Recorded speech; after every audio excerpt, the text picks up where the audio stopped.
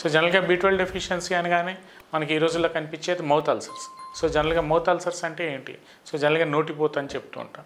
So ఇది irrespective of the age group, చిన్నపిల్లల్లో పెద్దవాళ్ళల్లో రెగ్యులర్గా కనిపిస్తూ ఉంటాయి.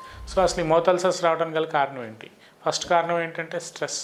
ఎక్కువ మానసిక ఒత్తిడికి గురవటం, నిద్ర లేకపోవటం, అవసరమైన మనకి ఏదైతే B12 రిచ్ ఫుడ్స్ ఉంటాయో అవి తీసుకోలేకపోవటం, లేదంటే గట్ బ్యాక్టీరియా అనేది మనకి ఏదైనా ఇంటెస్టైనల్ బ్యాక్టీరియా కానీ గట్ బ్యాక్టీరియా కానీ ప్రాపర్గా ప్రొడ్యూస్ అవ్వకపోవటం, గ్యాస్ట్రైటిస్ అంటే జీర్ణకోశ సంబంధిత వ్యాధులతో బాధపడినా కూడా మనకి నోటిపోతులు అనేవి ఎక్కువగా కనిపిస్తూ ఉంటాయి. సో వీటికి మనకి కొంతమంది ఏం చేస్తూ ఉంటారంటే నోటిపోత రాగానే B12 tablets, B complex tablets ఎక్కువ వేసుకుంటూ ఉంటారు. సో అది వేసుకున్నా దానివల్ల ఏమి ఉపయోగం ఉండదు.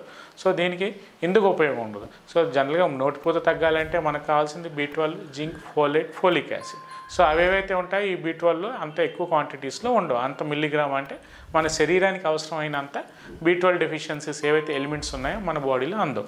సో ఊరికే ట్యాబ్లెట్ వేసుకుంటే వేసుకున్నామనే సాటిస్ఫాక్షన్ ఉంటుంది, కానీ దానివల్ల పెద్ద ప్రయోజనం ఏమీ ఉండదు.